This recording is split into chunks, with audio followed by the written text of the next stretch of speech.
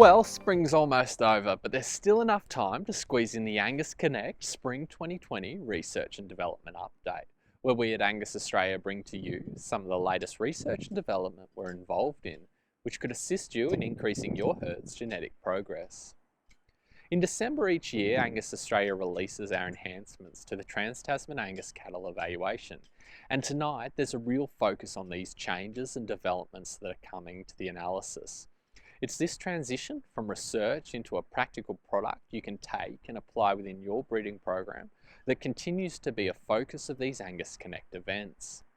The program for tonight is as follows.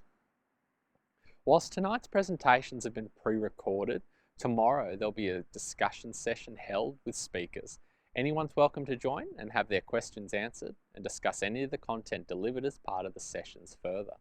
This is a real opportunity to engage in the content, so make sure if you have any questions, you get involved. The discussion session will be held via Zoom starting at 12:30, and if you'd like to participate, simply visit the Angus Australia website for details on how to register and participate. We really appreciate feedback on the events we deliver, and I would encourage you, if you have a moment, to complete the feedback on the Angus Connect event. It's only with your continued feedback that we can continue to deliver these events. Andrew Burns starts us off for the night as we lead into a session overviewing the enhancements coming to the TACE analysis for 2020. There'll be a number of presentations as part of this session, but I'll hand over to Andrew to start us off. I would say a lot of the BRD that I get on my farm goes undetected. We find the best time to vaccinate is obviously at weaning, and if we're trading cattle, it's when they arrive on our farm. Ovishield MH1, you only need one. So in this presentation, I'll give you an overview of the enhancements which will be introduced into the Trans-Tasman Angus cattle evaluation during December. And the enhancements which will be made are part of the annual updating and improvement of the Trans-Tasman Angus cattle evaluation.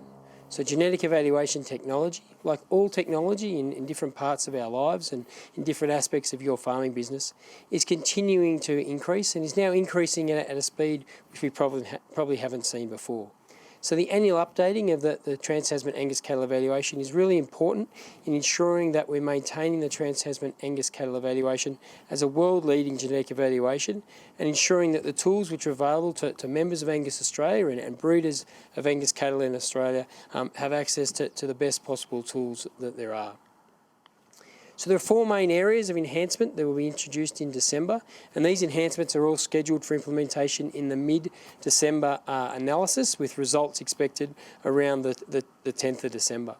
So the four main areas are improvements of the handling of genomic information, updates to the selection indexes, some major overhaul of the structural soundness EBVs which are published, and also a move to more routine reporting of the research breeding values that we have.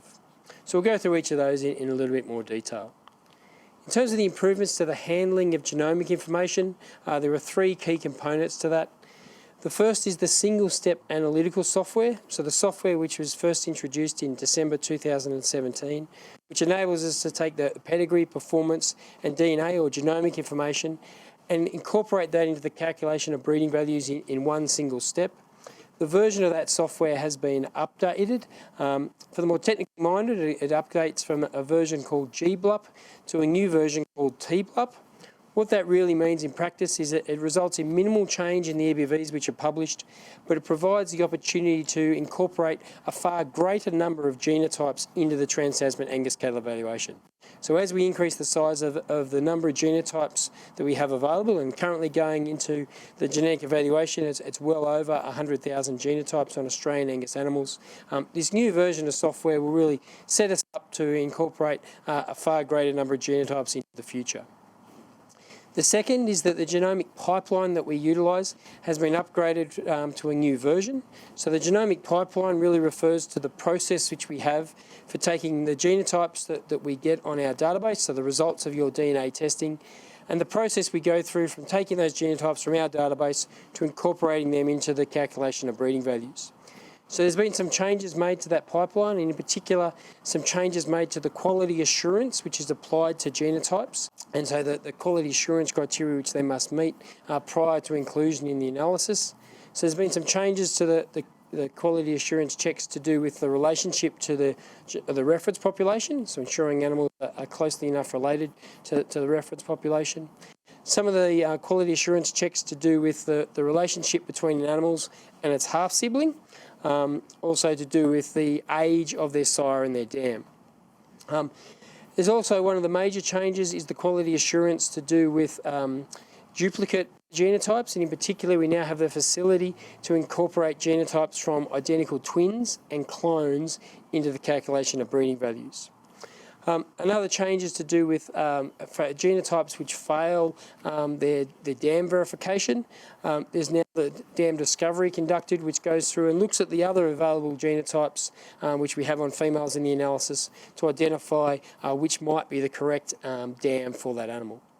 So the net result of these changes in the genomic pipeline is we get an increase in the number of genotypes that are included in the analysis. So genotypes which may previously have been excluded and not passed the quality assurance will now be included in the genetic evaluation for a couple of hundred animals, and that will result in some changes in the breeding values of those animals.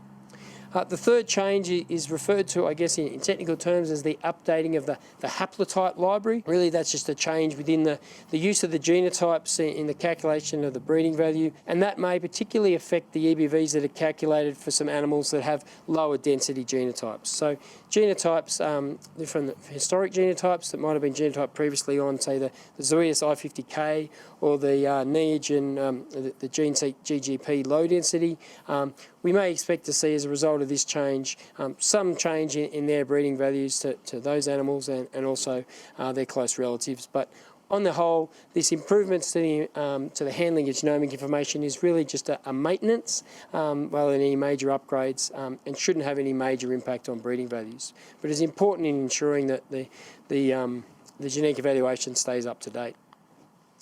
The second enhancement which will be implemented is quite a significant enhancement, and it's to do with updating the selection indexes. So there are 4 different selection indexes which are calculated within the genetic evaluation, as many of you will be aware: the Angus breeding index, the domestic index, the grain fed index, and the grass fed index. Those indexes are all economic indexes calculated using a bit of software called Breed Object, which is provided to us by staff at the Animal Genetics and Breeding Unit at the University of New England. So the updates that have been made to, or will be made to the selection indexes is updating of all the economic and production parameters which are fed into that Breed Object software to ensure that they are reflective of current production systems and markets.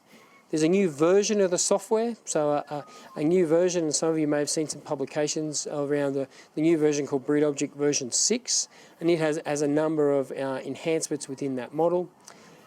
And as a result of those two things, so the updating of the parameters and the transition to the new software model, we expect to see considerable ranking in the, of animals on the selection indexes.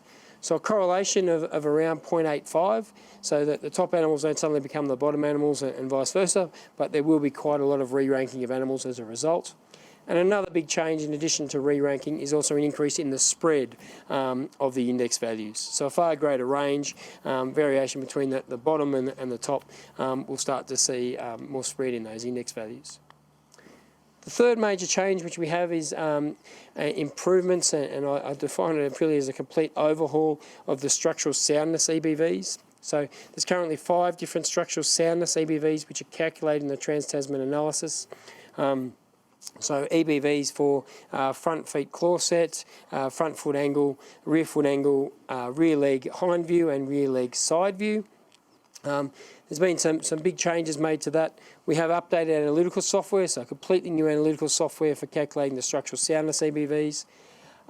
Incorporation of all the structural data from North America, so particularly from America and Canada.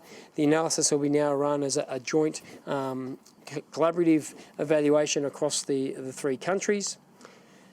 And as resulting from those changes, there'll be some consolidation of the EBVs which are published. So rather than publishing 5 different structural soundness EBVs, that will move to 2 different EBVs, a claw set EBV and a foot angle EBV. The existing EBVs for rear leg hind view and rear leg side view will no longer be published as normal, but will be available still on request to people. There's a change in the units of the EBVs, so rather than the EBVs being published as differences in the proportion or percentage of progeny with acceptable structure, they'll move to be calculated in score units. And a really big change is, as part of that, is changing that from more favourable EBVs being more positive EBVs being more favourable to more negative EBVs being more favourable and reflecting a score closer to 5. So that will result, as resulting in this change, there'll be some significant re-ranking of animals for the structural soundness EBVs. So we expect to see correlations of around 0.6 and a far greater number, importantly, of animals with EBVs. So a lot more data coming to the analysis, a lot more animals with EBVs, and a totally different way of publishing those EBVs. The last change and the fourth change that we made as part of the annual enhancements is a move to more routine publication of the research breeding values. So at the moment we have research breeding values calculated for mature body condition and mature cow height, along with ImmuneDEX and coat type. Those research breeding values have been updated periodically, so generally every 3 months, and are normally published on just size. That will change now, and particularly to do with the publication of the breeding values. They will now all be displayed within the Angus database search, and you'll also have the usual search and sort capabilities that are available for other breeding values for the research breeding values. So you'll be able to go through and really try and better utilise those breeding values than what you currently can. With regards to research breeding values for mature body condition and mature cow height, those will now be updated at every analysis. So within each of the bi-monthly analyses, they'll be updated, and they'll be also now published for a far greater range of animals. So rather than just publishing those breeding values for size, there will now be research breeding values published for any animals where information has been submitted on those and where the research breeding value accuracy is greater than 25%. So for those of you that are recording that information, you'll be able to send it into Angus Australia, be added to the database. The research breeding values will be updated in the next analysis, and you'll be able to review the information for your animals via the Angus database search. So if we summarise the enhancements which will be made to the Trans-Tasman Angus cattle evaluation in December, there are 4 key main areas. So just to reflect, improvements to the handling of genomic information, updates to the selection indexes, a complete overhaul of the structural soundness EBVs, and more routine publishing of the research breeding values and publication of those. All of that will result in some change to breeding values, so particularly the selection indexes and structural soundness EBVs. And that change is really important. I appreciate that it can be somewhat of a challenge for people at time and somewhat of an inconvenience, but it's really an important step as part of the ongoing updating and improvement to the Trans-Tasman Angus cattle evaluation, and ensuring that we're producing the best possible predictions of genetic merit for Angus animals in Australia. As always, if you have any questions about any of those enhancements, either before they're introduced or after they're been introduced and you're looking at the updated information on your animals, then please don't hesitate to get in touch with staff at Angus Australia. Thank you.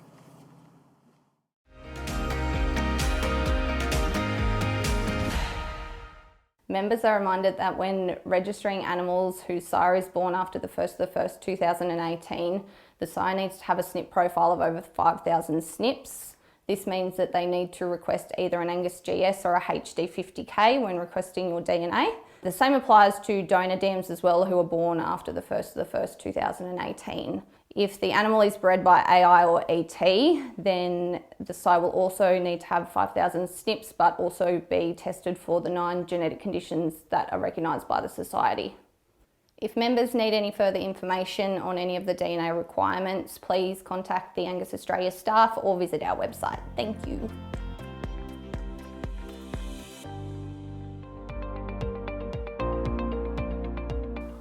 So in this presentation, I just want to take you through and give you a bit more thorough run through of the changes which will be made to the structural soundness EBVs that are calculated within the Trans-Tasman Angus cattle evaluation during December. Just by way of a bit of background, many of you are familiar that there are 5 EBVs currently produced for structural soundness within the TACE analysis, being front foot claw set, front foot angle, rear foot angle, rear leg hind view and rear leg side view.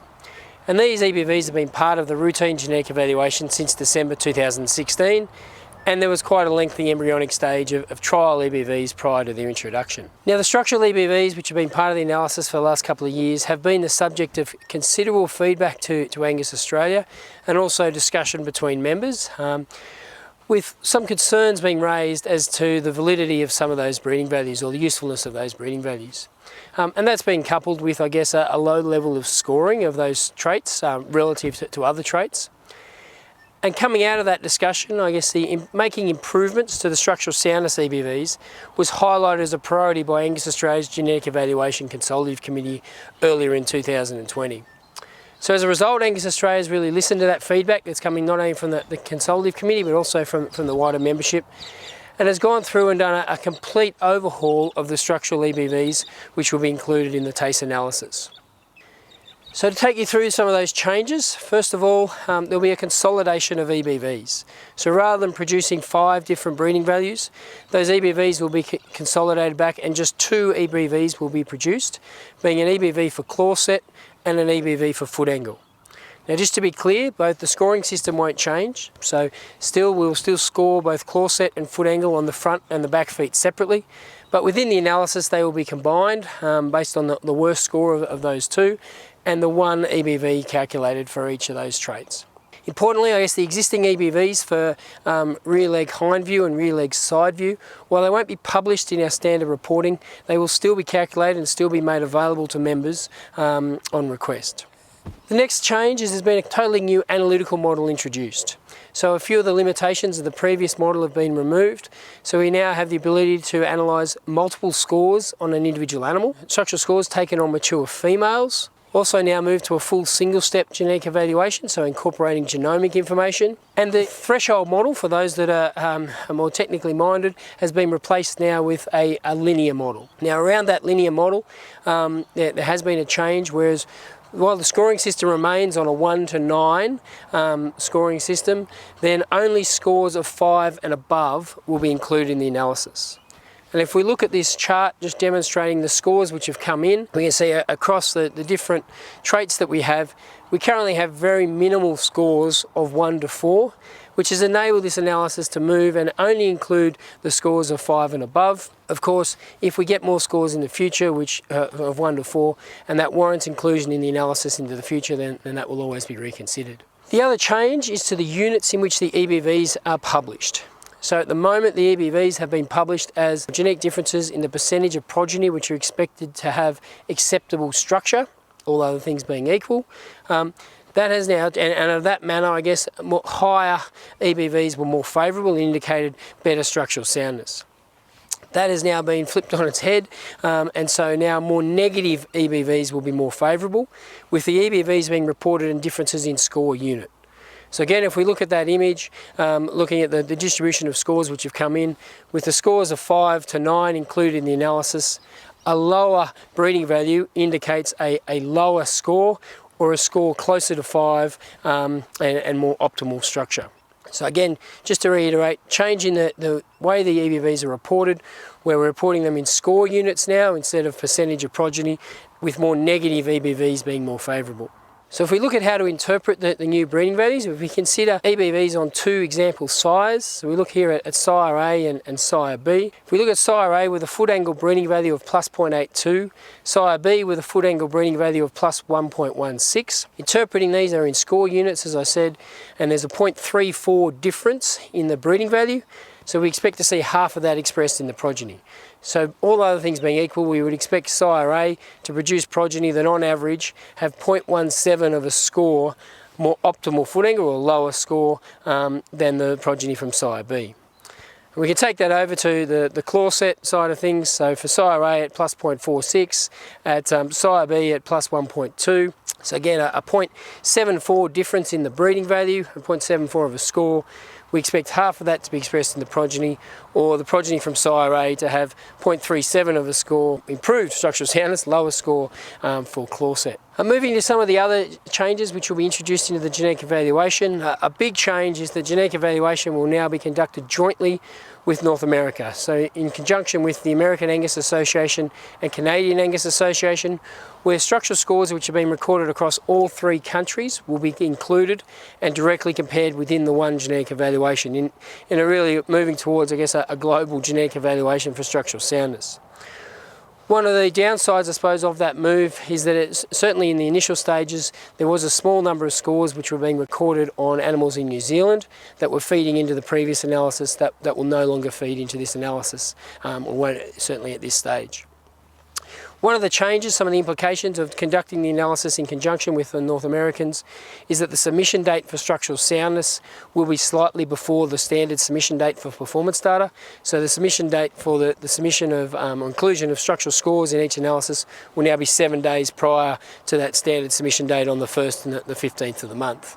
So if we look at the data which is now included in the joint evaluation, we can see in terms of the number of records in each country, we can see now there's the Australian data still is the biggest amount of data included in the analysis. So there's around 68,000 structural scores included in the initial analysis, with around 40,000 coming from North America. Now, a bit of history, North America haven't been at the structural scoring for as long as we have in Australia.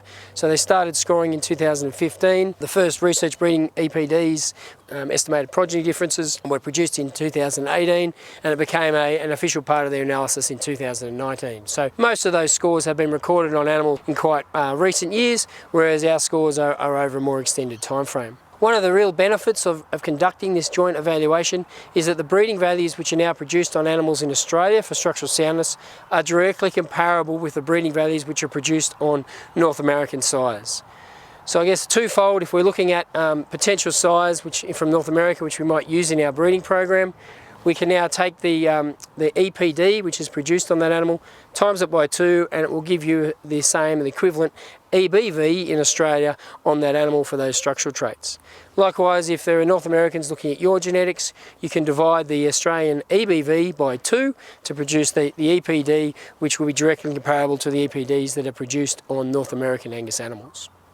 So the direct comparison of animals really enabling a far greater power in the genetic evaluations rather than 2 separate genetic evaluations as they currently stand. Another big change to the structural soundness EBVs is we're trying to really address the low level of scoring and how we can make it easier for people to submit structural scores into the analysis.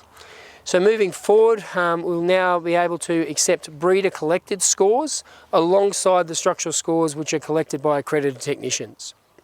And research has shown that the scores which are collected by breeders have very similar usefulness for genetic evaluation. So if we look at assess that by the heritability, so the proportion of differences that we see between animals which are reflected in the progeny, then very similar heritabilities for the breeder-collector scores to those collected by the accredited scorers. And so we can be very confident that they can be used quite usefully in the genetic evaluation. And ultimately, as we go through and we increase the amount of data, which is included in the evaluation, that will result in higher accuracy breeding values. Of course, if you're not confident collecting those breeder-collected scores, or you are collecting scores on sale animals, then we'd really encourage you to still consider the use of an accredited scorer on those groups of animals. Really, the breeder-collected scores, one of the major targets, I suppose, of that data is on our mature cow herd, so collecting our mature cows every year, and also some of our heifers that we might be missing at the moment. So how much do EBVs change with the changes that we see? I put a graph up here for the previous, I guess, front foot claw set EBV versus the new claw set EBV. And this just displays the change in breeding values for sires which have 5 or more progeny with structural scores. You can see then there is a correlation of around a negative 0.66, so that the negative value is just reflecting that previously higher scores are more favourable and now more negative scores are more favourable. So the 0.66 relationship shows that there's still quite a high degree of relationship between the new EBVs and the old. Certainly the more favourable EBVs before those animals don't become the worse EBVs, and vice versa. But there is quite a degree of re-ranking, and hopefully that addresses some of the concerns which have been raised with Angus Australia about some of the EBVs which are being produced for different sires. Similar results that we see for foot angle as well. So if we look at sires with more than 5 progeny for foot angle, we see around a 0.5 to 0.6 type of correlation between the new EBVs and the old EBVs. Importantly, I guess we've also gone through and done a bit of work to validate the new EBVs to see, well, are the EBVs that we're producing now reflecting differences that we see in the scores of animals. So to do that, we've done a bit of a crude analysis where we've ranked The 1,650 sires which have EBVs, and divided those into 4 groups or quartiles. So rank them on their breeding value and separate them into 4 groups. So a high group, a middle group, a second middle group, and then a bottom 25%. And then we've looked at, well, we looked at the progeny scores which have come in on those. So two ways we've looked at those sires, both the average progeny score which has been submitted, and also the percentage of progeny by those sires which have a structural score of 5 or 6. Now I'll put out a disclaimer right at the start that this is very crude, doesn't take account of any non-genetic effects, so certainly wouldn't pass any peer review and publication in research journals and things like that, but it gives us an idea whether the EBVs that we're producing are corresponding with the scores which are coming in. So we're not taking account of any non-genetic effects, so differences in scorers, differences in the class of animal, be it the age or the weight or the gender of animals, or the type of country in which animals have been run in the lead up to scoring. That said, if we look at the relationship that we can see that the sires in the favourable EBV, so the lower EBVs, the favourable end, have a lower average score. So we can see as we go up the quartiles, so from the less favourable breeding value group to the more favourable breeding value group, then the average progeny score decreases. Likewise, if we look at the percentage of progeny of those sires with a score of 5 or 6, then as we go up the quartiles from the low group to the high group, then the percentage of progeny with a score of 5 or 6 also increases. So we're quite comfortable that the breeding values, the new breeding values are doing a good job of describing the traits and describing the genetics that we have of animals. Similar results, I haven't put them up in this presentation, but similar results are also observed if we look at the foot angle breeding values. So just to summarise, the take-home messages out of this is there has been and will be considerable changes made to the structural soundness EBVs, which are published in the Trans-Tasman analysis in December 2020, and that results from the feedback that we've received from our membership about the current analysis. There will now be 2 breeding values produced instead of 5, so foot angle and claw set will be the 2 breeding values, with some of the rear leg EBVs still available on request to people that want them. There's been a change in the manner in which we report the breeding values, so they're now reported in score units, with lower breeding values being more favourable and indicating the expectation that will produce progeny with structural scores that are closer to optimal. The new breeding values are directly comparable with North American Angus animals. And the last thing I'd leave you with, I guess, is we'd really encourage you to consider submitting data. So one of the limitations has always been that we haven't had as high a recording of the structural soundness traits as we have for other traits. We've tried to address that and make it easier for people to submit data. So really encourage you to consider whether you submit structural scores for inclusion in this analysis, be it on your younger animals, on your yearlings, or on your mature cow herd each year. And of course, if you have any questions, please don't hesitate to get in touch with Angus Australia for assistance. Thank you.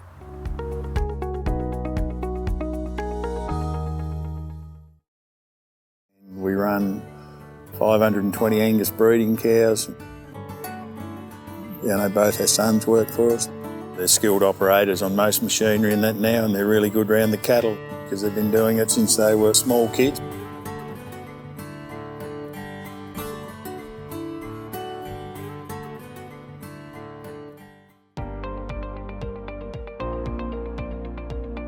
In this presentation, we're going to look at the recent updates that have been made to the ImmuneDEX RBV. So, what's ImmuneDEX?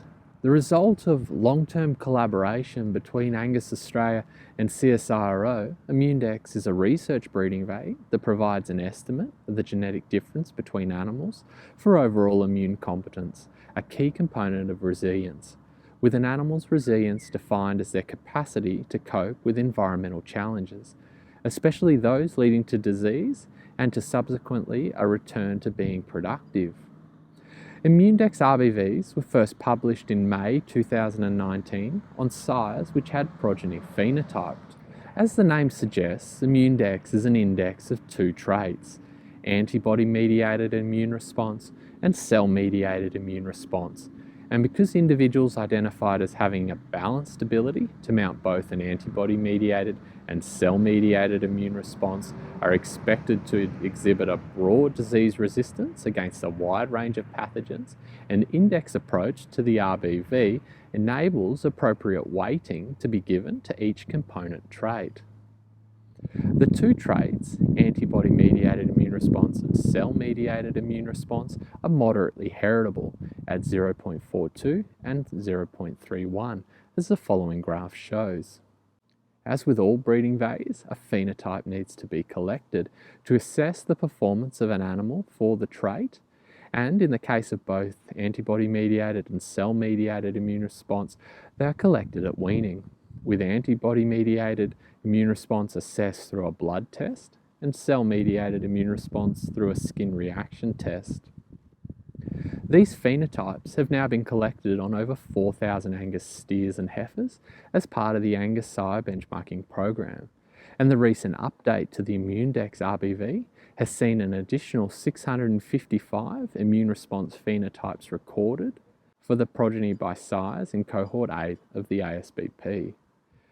Previously, sires needed to have progeny phenotyped in order to have an RBV calculated, and this is why the initial release of the RBVs was limited to 165 sires. These sires also met the minimum reportable accuracy of 25%. The update to ImmuneDEX will see the list of animals with the RBV expanded to include all ASBP sires, which meet the minimum reportable accuracy of 25%. The increased list has been made possible through genomics, rather than just collecting phenotypes on progeny by these sires. The phenotyped progeny, those 4,000 steers and heifers, have been used to identify SNP effects, and then these SNP effects are then examined within the other sires within the ASBP using genomics, enabling those sires without progeny phenotype to benefit from the power of genomic testing and have an RBV calculated. When we talk about RBVs, we talk about breeding values that are in development and therefore at greater risk of change due to the way the breeding values are analysed and the influence of new data coming in. This has been seen with the update to ImmuneDEX and the expansion of the list of animals with RBVs calculated. The additional data and enhanced modelling has seen a greater spread in RBVs and a modification to the RBV accuracy values, highlighting that while RBVs are valuable to inform breeding decisions and provide an understanding of an animal's genetic merit for a new trait, they are still in development. When we look at the genetic correlation between ImmuneDEX and some of the other production traits, what we see is the following. ImmuneDEX is generally negatively correlated with several production traits, particularly weaning weight and yearling weight, while a positive but weak relationship exists with rib fat. This is consistent with what's seen in other more intensive livestock industries, indicating that selection on performance traits alone, with no consideration for health and fitness traits, may lead to a higher incidence of disease. If you're interested in viewing the updated ImmuneDEX RBVs, you can do so by visiting the Angus Australia website, where you'll find the Research tab and selecting from the drop-down box ImmuneDEX. So, ImmuneDEX has come a long way, but what's the future for ImmuneDEX look like? Well, we will continue to collect immune competence phenotypes. That's the antibody-mediated and cell-mediated immune response phenotypes as part of the Angus sire benchmarking program to further inform the breeding values calculation and enhance the genetic prediction of the traits. In addition to this, a number of projects are being currently considered to examine the relationship between ImmuneDEX and other diseases of significance. So whilst ImmuneDEX looks at a broad response, these projects aim to examine specific diseases like BRD, or bovine respiratory disease, and pink eye. Finally, we're looking to implement a pipeline for ImmuneDEX, which will see not just ASBP sires with ImmuneDEX breeding values, but all animals with a suitable genotype having the RBV calculated for them.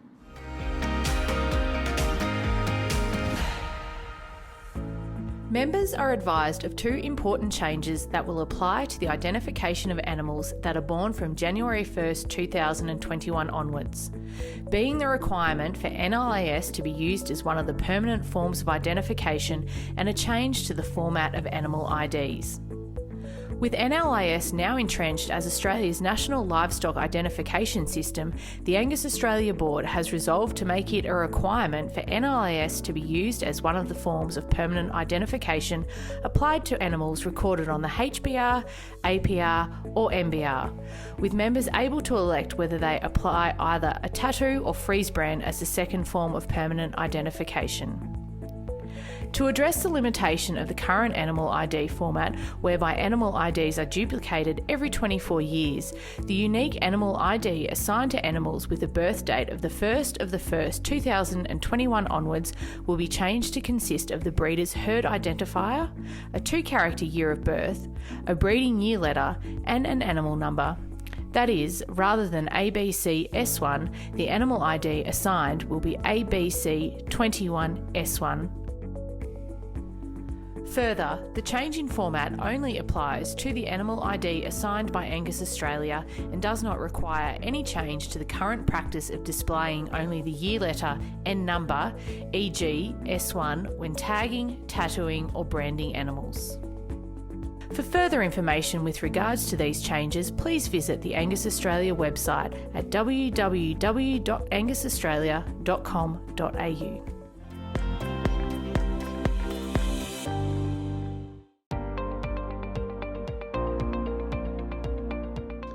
So in this presentation, we'll give you an overview of the updates which will be made to the selection indexes that are published within the Trans-Tasman Angus Cattle Evaluation during December 2020.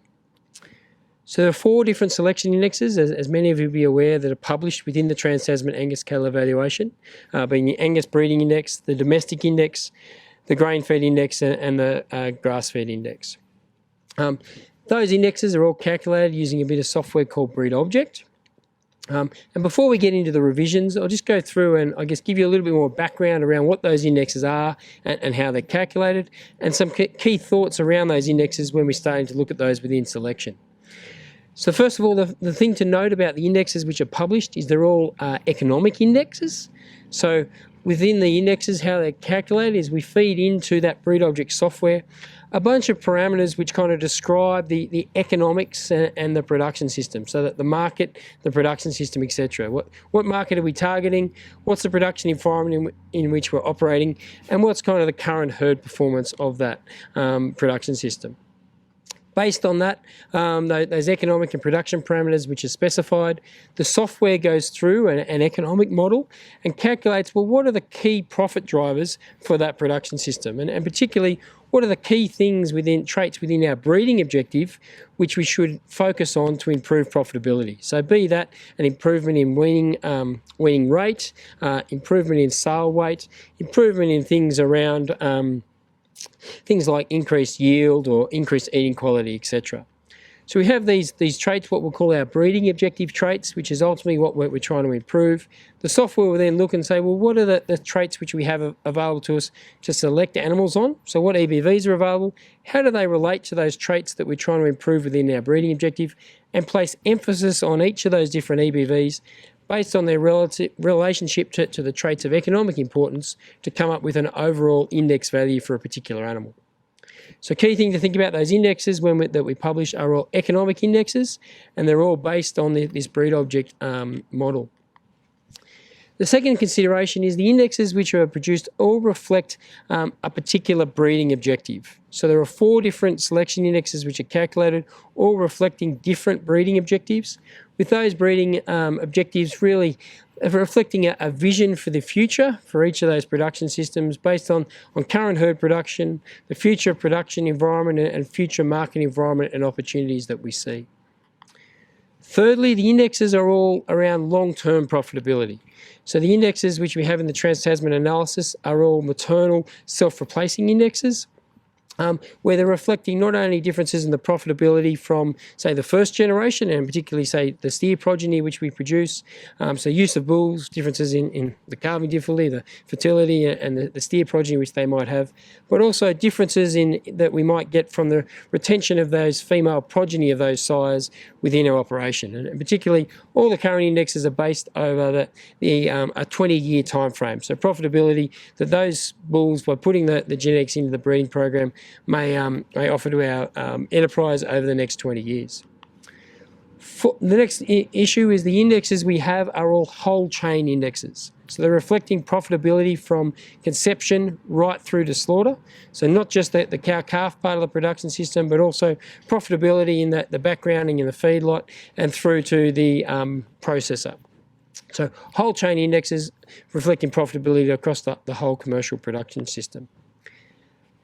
Another consideration is what the indexes are trying to do is really balance emphasis on multiple traits. So all breeding programs have different traits and multiple traits which are important within their breeding objective. What the selection indexes are attempting to do is go through and put emphasis on each of those different traits based on their relative economic importance in that production system to come up with one overall and single value. Now, a common misconception is that we don't need to then go back and look at the individual traits. And that's not the case. While the selection indexes produce an overall selection value, it's also important that we still, when we're making our selection decisions, go back and pay attention to the individual traits that are important within our breeding operation. And lastly, the selection indexes, another common misconception, I suppose, the selection indexes are designed to take the decision out of the hands of the breeder. And that's not the case. The selection indexes are just a decision support tool that should be considered alongside other information which is available, and both that are within the index and also not within the index, to assist in making that decision. So the decision still rests with the producer, but the selection indexes just provide us with a decision support tool to try and make a better decision than we might otherwise do. So with those kind of considerations in mind and just general considerations, I suppose, and background to the selection indexes, which are calculated within the Trans-Tasman analysis, start to go through and give you a bit more information on the review process which has been followed. So there's been a review conducted by Angus Australia over the last 18 to 24 months of those selection indexes. That review has been divided into two major components. So the first component, which is relevant to what will be implemented in December this year, is an update of the existing indexes. And that follows, I guess, the last update of the indexes in December 2014. So it's been 6 years since anything's changed in the current indexes, and this is a really important step to update the information we have to ensure that they're relevant for current production systems and market endpoints.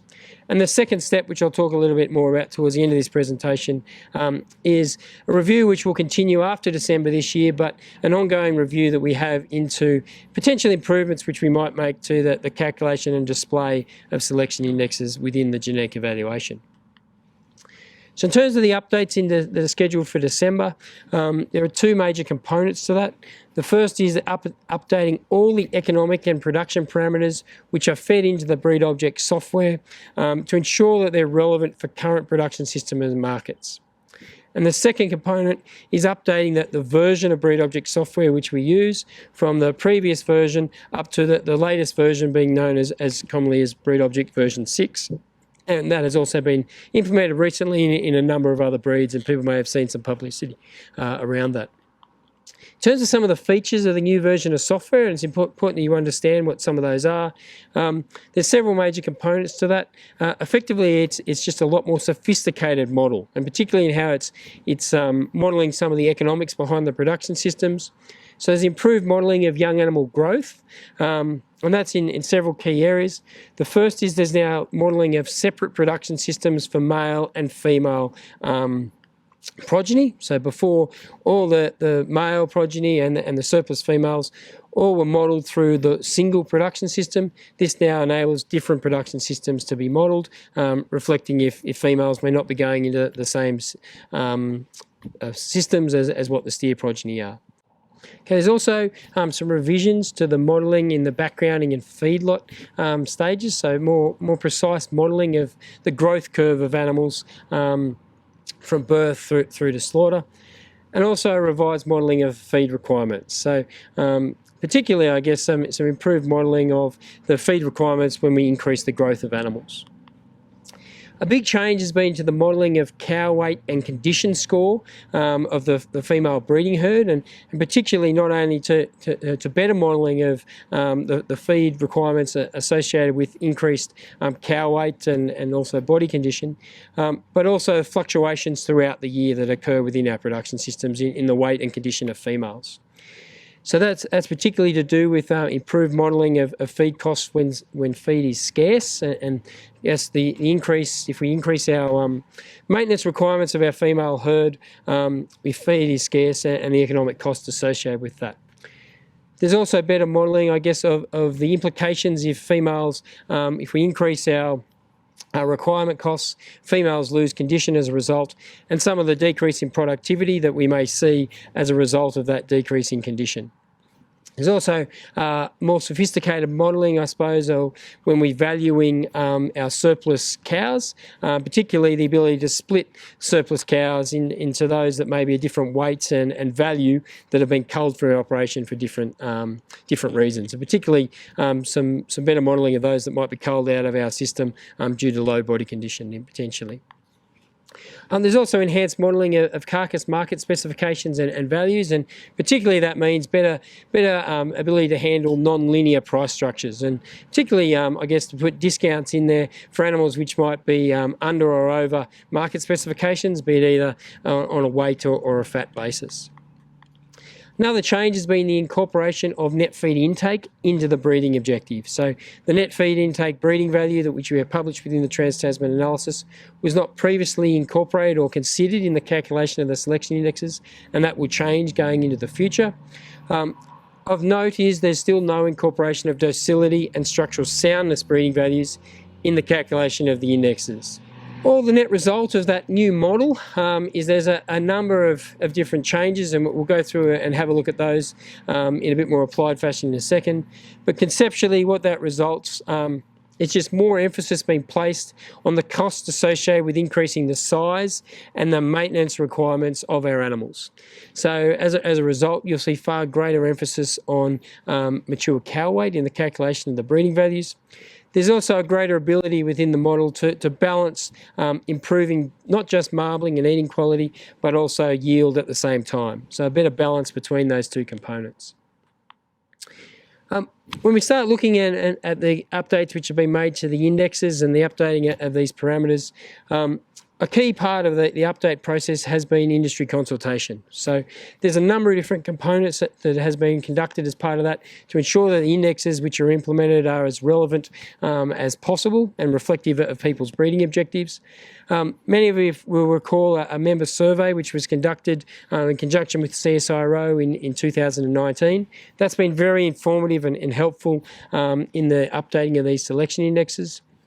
Angus Australia has also got ongoing consultation and getting feedback from not only commercial beef producers but also the supply chain, so feedlots and processors, and that ongoing feedback really feeds in and is very much of assistance in helping to guide the selection indexes we'll put together. One step which has been really important has been a comprehensive review of the updated indexes by the Genetic Evaluation Consultative Committee. So a group of leading users, I suppose, of the outputs of the Trans-Tasman Angus cattle evaluation have gone through and scrutinised these results, provided feedback, and that's really helped us to tweak and modify those indexes to ensure that they are the best possible indexes which we could possibly implement.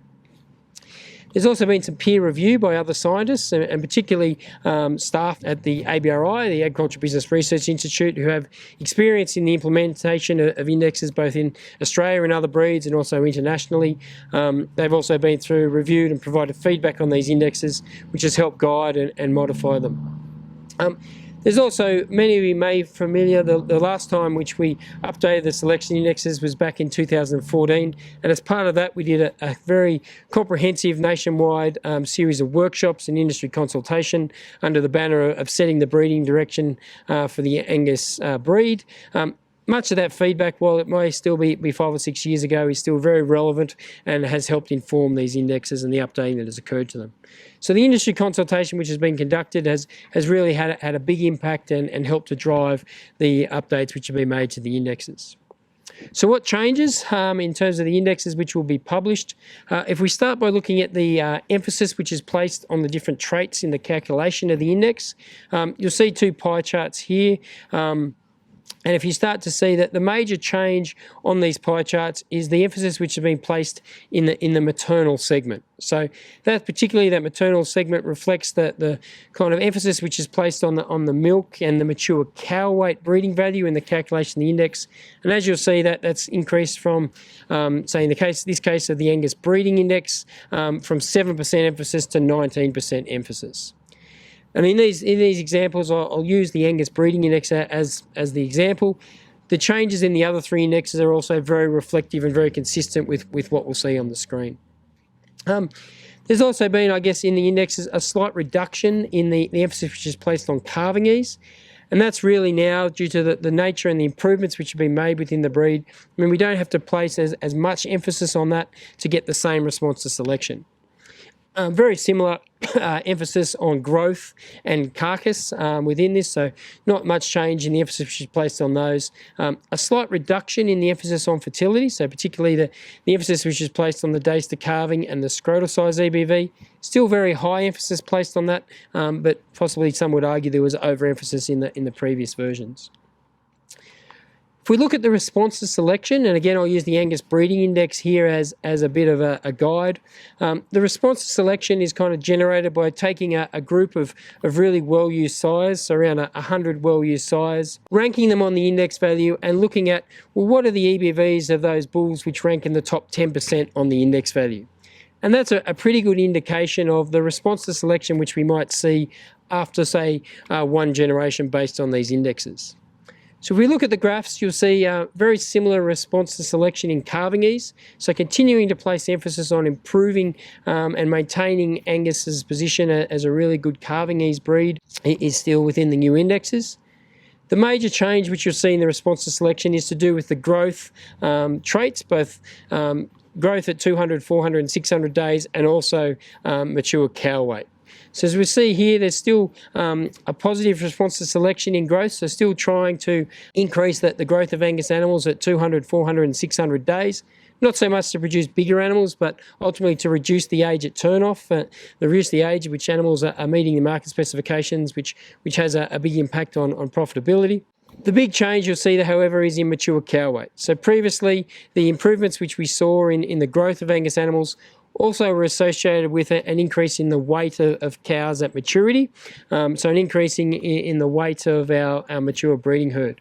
Under the new indexes, that's far more moderate now, so it's the response to selection would suggest that the new indexes will enable us to hold mature cow weight where it is, while still increasing growth. Not quite as much growth, but a more balanced approach, and not resulting in this continual increase in the weight of mature Angus breeding females. Across the other traits, you'll see some slight changes. There's slightly increased response to selection in particularly carcass weight and eye muscle area, and that's reflective of a slightly increased focus, I guess, on retail beef yield, and a slightly less emphasis on IMF as a result. So still a very high response to selection and high emphasis in the indexes on improved eating quality. Before there wasn't much response at all or priority given to retail beef yield. The new indexes balance that a little bit more to focus on yield and IMF at the same time. So resulting from that change, what do we see in terms of how animals rank on the selection indexes? We see quite some significant re-ranking of animals. So if we look at these well-used group of sires, see the correlation between their existing Angus breeding index and their new Angus breeding index is around 0.87. So the top animals don't suddenly become the lowest ranking sires and vice versa, but there is quite a lot of re-ranking within those index values. So if we look at, say, animals which had an existing index of plus 100 on the old scale, their new Angus breeding indexes, those same animals now range. Some of them go up to 150, some of them go down to 50. So a big shift and a big amount of re-ranking within them. Within the standard deviation, We also see an increase in the spread. So see, these are 1,000 size. Previously, the standard deviation of their index values was $29. That now goes out to $50. So not quite a doubling of spread, but very close to it. So we'll start to see a far greater difference in the selection index values which are published for animals, and that's reflected by the range. So previously the indexes on the ABI for these size went from -27 to plus 177. In the updated version, we go from -107 to plus 238. So a far greater increase in spread. Most of those changes we'll see, and what I expect to see when we start to look at those, is those animals that had particularly high mature cow weights relative to some of the other traits will not rank as highly on the selection index as what they did before. And likewise, some of those animals which were extremely lean, so very low rib and rump fat, we may not see those rank quite as highly as what they did before on the previous version of the indexes. So some take-home messages to leave you with. I guess the selection indexes have been updated in the current schedule for update in the December analysis. Those updates are across two major aspects: updating of all the economic and production parameters, and also transition to the newest and the latest version of breed object software. They're all set for implementation in the mid-December analysis, so updated indexes expected to be available around the 10th of December. And we see a lot of changes in the ranking of animals and also the spread of the selection indexes with the implementation of these changes. As always, if you have any questions around the indexes and the expected changes both before or when you're looking at the index values on your animals after implementation, please don't hesitate to give staff at Angus Australia a call to discuss that. As I said right at the start, however, the review of the indexes isn't complete with the changes which will be implemented in the December analysis.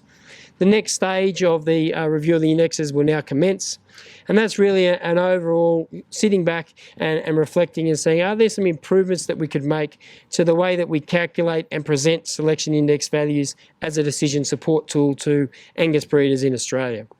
So there's been 4 key, priorities identified in discussions with the Genetic Evaluation Consultative Committee about that. First of all is the need to really incorporate other traits into the calculation of the selection indexes, and particularly the incorporation of the EBVs for structural soundness and also for docility. Secondly, a greater ability for individual breeders to go in and customise the index for their production system. So rather than relying on the standard indexes which might be published, a greater ability to go in and identify and produce an index and rank animals on an index which is really relevant to your individual enterprise. The third one is we currently have 4 different selection indexes. Animals tend to rank very similarly on each of those. There's a high relationship between each of the 4. So exploring what the opportunities are to maybe consolidate those indexes back to 1 or 2 indexes has also been identified as a priority. And lastly, within that, and associated with the consolidation of those indexes, whether we can then explore the opportunity and the feasibility of, say, publishing sub-indexes for different parts of the production chain. So rather than just producing 4 overall whole chain indexes, breaking maybe some of those consolidated indexes down and producing sub-indexes for different parts of the supply chain, be it the cow-calf sector, the backgrounding feedlot sector, or the processing sector. So I'd leave you with that review will now commence in earnest in 2021, and Angus Australia will continue to update you as our members on those developments as they come about. So watch this space. Thank you. We understand the importance of achieving the best possible outcome with assisted reproduction. That's why we at Vetiquinol have created RePro 360. We partner with key industry stakeholders and provide extensive resources, services, and technical information. This enables breeders, veterinarians, and artificial breeding companies to have a holistic and collaborative approach to livestock reproduction. We offer a range of high-end veterinary products, along with professional support and practical solutions. Our specialised services and proven products are helping maximise success with assisted breeding programs around the country. Get in touch with our friendly team today, multiply your outcomes, and benefit from a partnership for life.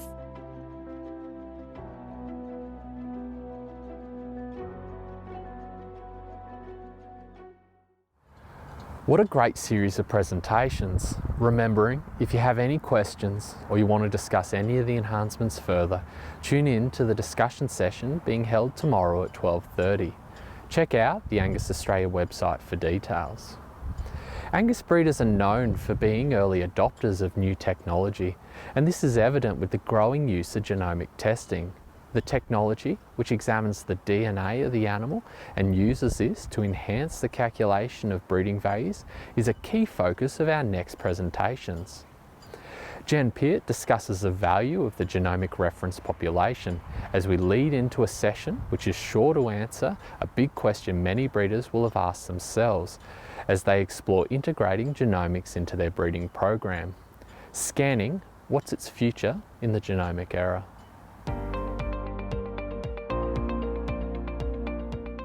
The value that genomics delivers is dependent on having a relevant and well-recorded reference population, particularly for hard-to-measure traits. So what is a reference population and how do we make it relevant and well-recorded? A reference population is a population of animals with both phenotypes and genotypes recorded. It allows us to establish estimated breeding values for a range of traits on animals through genetic SNPs. Previously, genetic evaluation of an animal's performance was based on their own performance, as well as the performance of their relatives, such as their sire, their dam, and their progeny. Determining an animal's relatives relied solely on pedigree information. Through the use of genomic information, we are able to identify animals within the reference population that have a genetic relationship, meaning that they share genes but aren't necessarily linked by pedigree, and which are effectively a new data source. This new information, as well as leveraging the performance information we know about their direct pedigree, enables us to predict with greater accuracy an individual's performance. Genotyping has also allowed us to more precisely establish an animal's pedigree, further improving accuracy. The accuracy of an estimated breeding value is reliant on the size of a reference population for each trait. The bigger, the better. As you can see in this graph, the less heritable a trait is, the larger the reference population required to achieve higher accuracy, while highly heritable traits require smaller reference populations to achieve the same accuracy. For example, many of the production traits that we commonly select on have a moderate heritability of 0.3 and require a reference population of 5 to 10,000 animals to achieve around 50% accuracy. In order for a reference population to be relevant, it requires two things. It needs to be relevant to the individual by having close genetic relationships between the animals in the reference population and the animals for which we're estimating breeding value and selecting. And it is best to be run in a relevant production system in which the phenotypes have been collected. For example, a reference population being used to establish breeding values for cattle in an Australian production system is of more value if it's also based in the Australian production system. This addresses the influence that environmental factors have on phenotypes that are expressed. By ensuring a reference population is relevant, it allows us to leverage the information we have on that population, provided it is well documented and estimated performance for related genotyped animals. So let's have a look at the reference population developed for Australian Angus cattle. Phenotypes and genotypes for Australian Angus cattle are sourced two ways, from the Angus Australia member reporting, which is in black, and from the specialised Angus sire benchmarking program, which is in red. The Angus benchmarking program is a co-funded initiative between Angus Australia, MLA, and industry partners such as Vequinol, Ranges Valley Feedlot, and John D. Abattoir. You can see from this graph that the total reference population is over 100,000 Angus animals, well in excess of the 10,000 animals needed to achieve reasonable accuracy in production traits. On a trait-by-trait basis, the easily measured traits have a considerably greater population and have allowed for estimated breeding values to be predicted with some accuracy. It is also based on the genotypes and phenotypes from members. In contrast, the hard-to-measure traits primarily rely on reporting from the well-recorded Angus sire benchmarking program, and this is where the ASBP delivers the most value from the use of genomics. It allows us to establish breeding values for carcass and female fertility traits, as well as develop a genomic reference population for developing facets of production, such as eating quality traits, immune competence, methane emissions, and heat tolerance. This robust, relevant, and well-recorded reference population is a credit to the contributing members and an asset to industry. Angus breeders are uniquely positioned to see long-term gains and be ahead of the curve by implementing innovations drawn from the Australian Angus reference population and into commercial production. So what are the next steps for the Angus Australia reference population? The primary focus is to continue to build and maintain the reference population, ensuring that it is relevant to Australian Angus cattle as it evolves, particularly for hard-to-measure traits. This is the objective of the ASBP, but Angus Australia has also implemented a rebate incentive for members who supply phenotypes for hard-to-measure traits, such as days till calving, mature cow traits, and carcass data. The increasing size of the reference population will see a continual improvement in breeding value accuracy, making it easier for producers to select for the traits that they are looking for and achieve the breeding goals they've set. It will also continue to provide the foundation for new genomic-based tools tailored for the Australian Angus selection.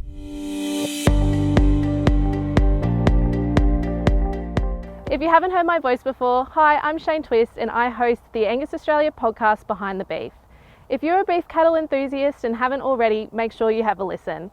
Behind the Beef gives you a look behind the scenes into the everyday activities of the people behind the beef, meaning the activities and people that work behind the scenes in the beef industry to bring you the end product. So far covering Angus Youth, the Angus Eye Benchmarking Program and Angus Australia member services, the podcast focuses on highlighting the relationships and opportunities of Angus Australia and the programs within the society for our members and the wider industry. With interviews from Angus producers around Australia and insight into Angus Australia staff, Behind the Beef gives a voice to the people and the roles they play behind the programs, not only within Angus Australia, but the wider Angus and beef community. Listen to it on Whooshka Podcasts, Apple Podcasts, Google Podcasts and Spotify on your ball run, as you're sitting on your tractor or on your next trip to town.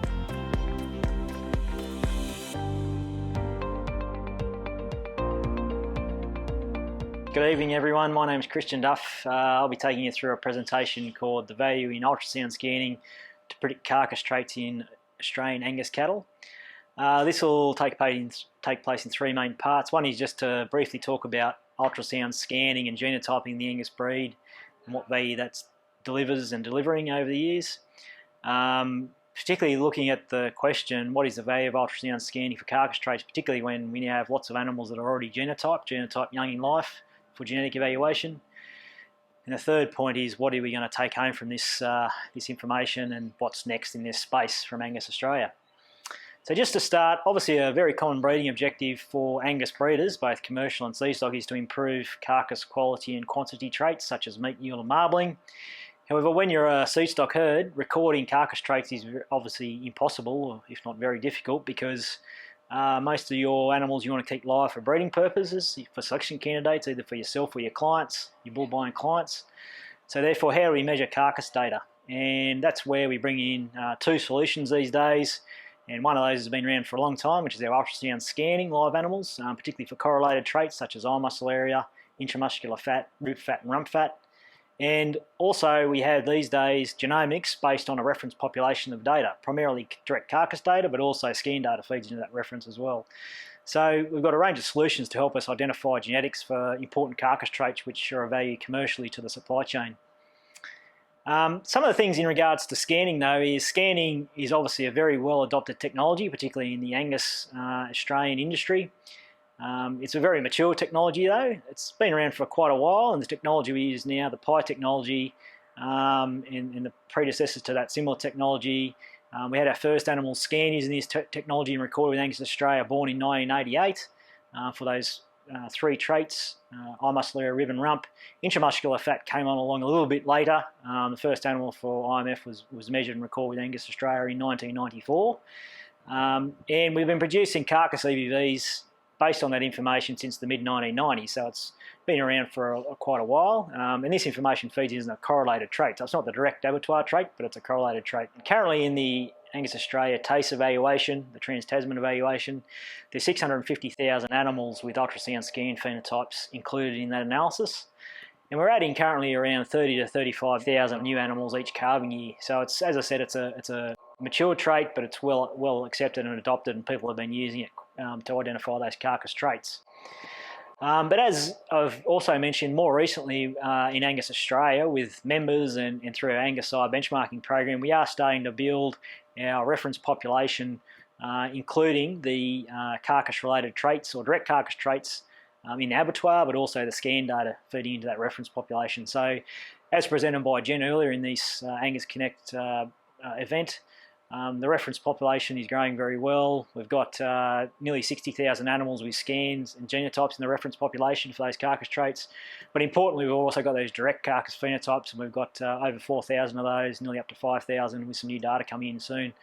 So it's all growing very well. But these days we've got the options of obviously ultrasound scanning selection animals, bulls and heifers, or using genotypes, or both. So what's some information we can find out about all that? Because in reality, these days, what we're doing in our genetic evaluation to produce our estimated breeding values from the TACE evaluation, we're bringing in a range of data. We've got our phenotypes coming in from what's recorded on farm. We've got our pedigree data coming in as well. And we've obviously got our genomics related to our reference population coming in as well. So all those sources come in. I guess the question we get though is, if I'm doing genotyping, do I still need to phenotype for some of these traits that aren't direct traits but are indirect, like ultrasound scanning? So it comes back to this question, and we get this regularly. Is there value in ultrasound scanning for carcass traits, particularly in Angus breeding animals that are already genotyped? So what we're finding these days is quite a few people and members and Angus herds are genotyping early in life because you can do it and get good information on selection candidates, as well as other benefits like parent verification, etc. But that opens the question then is, do I still need to do some phenotyping, maybe to offset the cost of the genotyping? Should I still keep scanning? Birth weight's another one that comes up, but that's a whole other discussion. Today we're going to be focusing on the relationship between genotyping with the reference and also scanning for the correlated carcass traits. We've already done some modelling exercises on this, so we've started to look at this in Angus Australia because it's probably something that comes up regularly. But this is based on more theoretical information about producing genomic-only breeding values. So what this slide tells you in context, in quick context, is when you're scanning bulls, you're only getting quite low accuracy. So that's in a single trait scenario, not in multi-trait. So, for example, bull scans only have a heritability of around 17%, the scan IMF. So therefore, you don't get a huge accuracy just out of scanning bulls, but you do when you put in the context of all the other traits we put in the analysis. And that's where that dotted line goes across the screen there. That's the accuracy you would get just through bull scans alone. If you combine a reference population data, which is the black line, obviously the bigger the reference, the more accuracy you get out of it. But where the information comes in with this modelling exercise is where those dotted line and that dark black line intersects. So you can see at around, when the reference population gets above 35% accuracy, then it's more valuable than scanning. And we're currently there with our current size of our reference population. But also what this graph's telling you, which is the slope solid blue line, is when you combine those two data sources, genomics and bull phenotype scans, we're still getting a benefit out of doing both in regards to increasing accuracy. Again, this is a theoretical situation, and these are the particular outcomes of that, which is the highest rates of selection accuracy is through combining on-farm phenotyping with genotyping. However, the value of ultrasound phenotyping really diminishes as the genomic prediction accuracy increases, which is underpinned by direct carcass data in a growing reference population. Again, quite theoretical that work, but it was important for us to do that initially. But what we've now done to better understand that in the real world scenario and in the commercial analysis environment is we've undertaken 3 trial TACE evaluations in collaboration with ABRI. And to explain what those 3 scenarios are, scenario 1 is where all data was included, all ultrasound scan records and all the other traits. So it was just basically a full production run with all the information and the genotype data as well, of course. And this is a single step analysis, so just our current analysis runs. Scenario 2, what we did is we removed all the bull ultrasound scan data, which had an observation date from the 1st of January 2019 and onwards. And scenario 3 was the same as 2, but we also removed the heifer and steer scan data with observation date of January 1st, 2019 onwards. What we then did in this analysis is we compared the TACE carcass EBVs and their accuracies across the 3 scenarios. But we really focused in on bulls. We focused in on bulls born in the 2018 and 2019 calving years. We looked at bulls that had genotypes, so they had genotypes coming into the analysis, and they were obviously bulls that were scanned in scenario 1, so we included their scan data for that scenario. And that gave us a data set of just over 9,000 bulls to look at, so it's a good data set to get a feel for what's going on and compare across those 3 scenarios. Did we see any differences? We compared the all data to removing the bull scan data to removing all scan data from 2019 onwards, January 2019 onwards. And that's what I'll take you through now, looking at each of the traits. So when we look at intramuscular fat and we look at some summary stats and we look at those scenarios 1, 2 and 3 as I would described, the average EBVs didn't change. They stayed at 2.3 for the IMFs for those particular bulls, 2019 and 2018. But there was a little bit of difference in spread. So when we started removing data from scenario 1 to scenario 2, removing the bull scan, to scenario 3, removing the bull, heifer and steer scan, you can see the standard deviations of the EBVs did produce marginally less spread, but I guess you can interpret that yourself whether you think that's a big change or not. As we'd also expect in the EBV accuracies, the average of those decreased as we removed data. So they went from about 60% for scenario 1, 58.6 for scenario 2, and 57% say for scenario 3. So we saw, as you'd expect, a decrease in accuracy. When we looked at the correlation between the EBVs for scenario 1 to scenario 2 and 3, it looked like there was still quite a strong correlation there, so we didn't see a lot of change based on a straight correlation of 0.99 from scenario 2 to 1 to scenario 3 to 1 of 0.98. But we need to look at those correlations in context, because sometimes a high correlation perceived using this correlation calculation, you can still get some re-ranking of bulls which may be useful for breeding decisions. And that's what we'll look at in the rest of these slides. First of all, this one's just graphing the relationship between intramuscular fat EBVs in scenario 1 and 2 and scenario 1 and 3. So you can see there's quite a tight line, particularly comparing scenarios 1 and 2, where we just removed the bull data in 2. It spreads out a little bit when we're comparing scenario 1 to 3, where we remove more data, all the scan data. But as you see there, in those scenarios, you're all of a sudden not getting the lowest EBV bull becoming the highest and vice versa, as the correlations would tell you. So it's just matching, I guess, the stats we put on the previous slide. What's more probably important though for breeding decisions is how the EBVs have changed when we start removing data. So that's what I've attempted to graph on these bar graphs for you. So when we look at the scenario comparing between 1 and 2, so 2 we remove the bull data, you can see each of those bars there represents a EBV unit change of 0.1 for IMF EBV.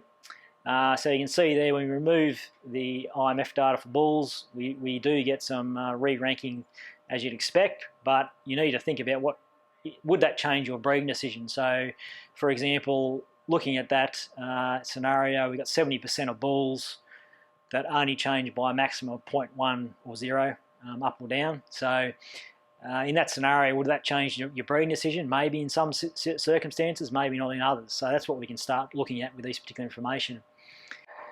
In scenario 1 to 3, when we're looking up and down by 0.1, you can see that 51% of the animals change by 0.1 or less, but probably more importantly, there's 49% of animals that change by more than that. Again, is that enough information to think when I scan animals that are already in genotype, the change is big enough for me to warrant scanning, because there's animals that could change my breeding decisions for myself or my clients. So that's always worthwhile putting in context.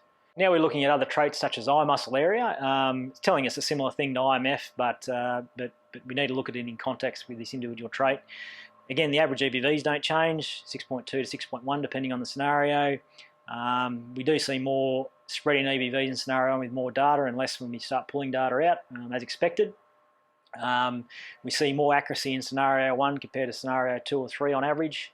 And we see those correlations you can see there of 0.96 comparing scenario 1 to 2, 0.94 comparing scenario 1 to 3, for example. So the correlations we see there with EMA are still look relatively high correlations in correlation sense, but they are lower than what we saw in IMF.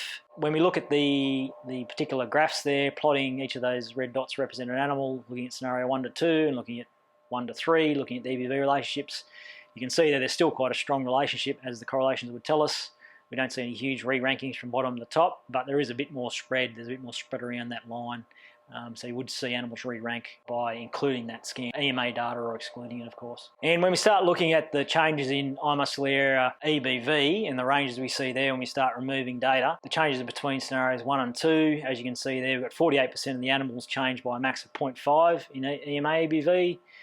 When we look at scenarios 1 to 3, there's 42% changed by a max of 0.5 up or down. So when we look in this particular scenario, again, is there enough change when we include scan data or remove scan data for you to make a decision whether it's worthwhile scanning? Would that change breeding decisions if bulls went up by 0.5 or down by 0.5?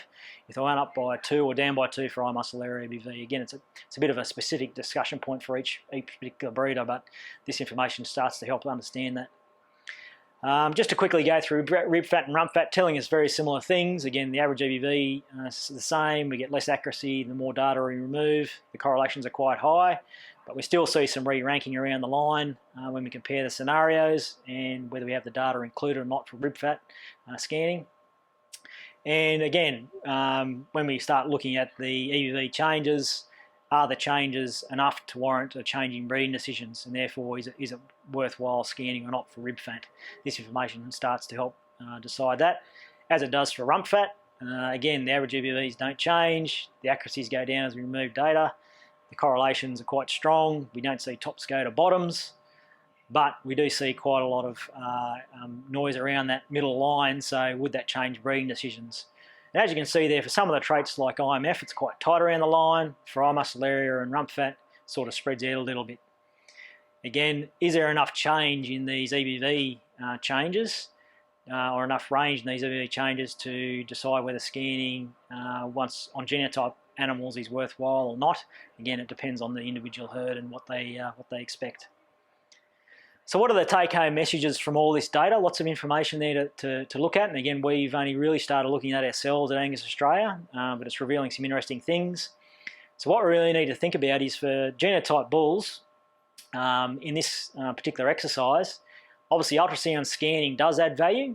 When we added that ultrasound scan data in for the 2019 and 18 drop bulls, the EBV accuracies went up in all cases. But the real question is that increase in accuracy enough to change EBVs and therefore change selection decisions? One thing I will mention is we did also do this exercise looking at non-genotype bulls, and obviously for those bulls that aren't genotyped, that don't have that information feeding in from the reference, you expect bigger changes once animals are scanned because they don't have that genotype information coming in. I'm not going to present that today, but we have looked at that side of things, and shouldn't be a surprise. Animals that aren't genotyped aren't accessing the reference population data, so therefore when you add this ultrasound scan data, you see bigger changes in EBVs and accuracies. Another consideration from this exercise is to think about the additional accuracy obtained and the changes in bull rankings really depends on the trait. So we saw less impact of scan when the scan data come in for something like intramuscular fat, particularly removing the bull IMF scans. And that's probably really a function of the heritability and the genetic parameters around bull scans. We don't see a lot of variation there on a genetic level. The heritability is 0.17 for bull scans, and the correlations are 0.6 to the direct carcass trait. So, and it's higher than that for the heifer scans. So that would explain that around the bull scanning. So, but when we look at EMA, obviously it showed us something a little bit different. We saw more change and more re-ranking and more accuracy due to the EMA scanning coming in. So it really depends on a trait-by-trait context, and that sort of creates a difficulty because when you get scanning done, you really get the scanning done for the 4 traits. So that's something we just need to think through a little bit and how that may fit in. How these findings really apply depends on your individual thoughts and expectations on EBV accuracies related to re-ranking of bulls for selection though, because some breeders may be okay if they didn't see, with the additional scanning, they didn't see the IMF go up 0.3 or down by 0.3. But other herds may want to see that for breeding and selection. So it depends on a herd-by-herd decision. So one size doesn't fit all, and that's why we don't have a sort of a very black and white take-home message from this. Something you can do though in your own herd situation, if you want to, is if you're already genotyping animals young in life before they're being scanned, what you can do is once you do scan those animals, you can have a look at their EBVs before and after and just see how much they change. And is that enough for you to continue scanning if you're already genotyping? That's something you can also look at, and some of our members have already done that in this particular context. It's a pretty complex situation though, so what we encourage you to do is, based on the information from this study and thoughts you may have following it, is get in touch with Angus Australia personnel, and we can take you through and talk it through with you a little bit more, and maybe help you understand your own scenario. If you've got that question about, I'm genotyping, should I continue to ultrasound scan, particularly my bulls, but also my other breeding candidates such as heifers. So what's next in this space, which will feed into this going forward? The first thing is, as would have been said in previous presentations for this event, is we'll continue to build the Angus Australia reference population. So as we get more direct carcass data coming into that, we will obviously be increasing the information coming from our reference, and that will feed into our genotyped animals. So that's important to understand.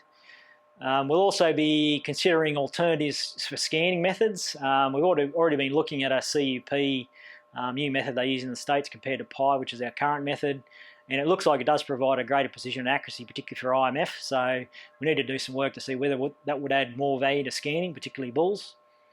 And another thing that'll feed into this is in 2021, in collaboration with AgBill and ABRI, Angus Australia, we'll be looking to update our genetic parameters going into TACE, and that includes all our carcass genetic parameters. So that could change things a little bit too in this context, depending on how they come out once they've been looked at.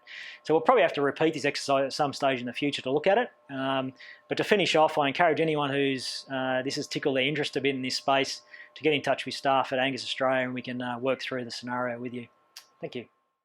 G'day, we are the Neogen Australasia Green Team. And we're a part of Australia's largest local genomics laboratory, with team members all over the country. We're excited to announce an upgrade to the Angus GS, making it an even more powerful tool for Angus seedstock producers. Angus GS now has 72,000 SNPs, including SNPs that have never been part of a commercial genotyping array ever before in history. Angus GS now has more markers for traits that are important to you, like calving ease, birth weight, marbling and female fertility. This upgrade to Angus GS is a testament to your breed's global dedication to innovation. We know that you're always striving to be the best you can be. And so are we.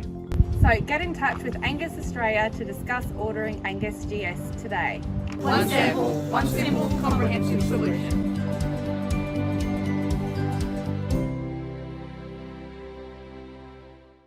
Well, what a way to finish, with a presentation that has the mind racing. If this is the case, remember there's a discussion session tomorrow at 12:30 via Zoom. So tune in and let's get those questions answered and discuss the content in more detail. The evaluation for this event can be found in the details section below or by visiting the Angus Australia website. We'd greatly appreciate you taking the time to complete the short set of questions on the event and the content delivered. So with that, we'll conclude the Angus Connect Research Update for Spring 2020. We hope you've enjoyed tonight's event and are eagerly awaiting the implementation of the December enhancements.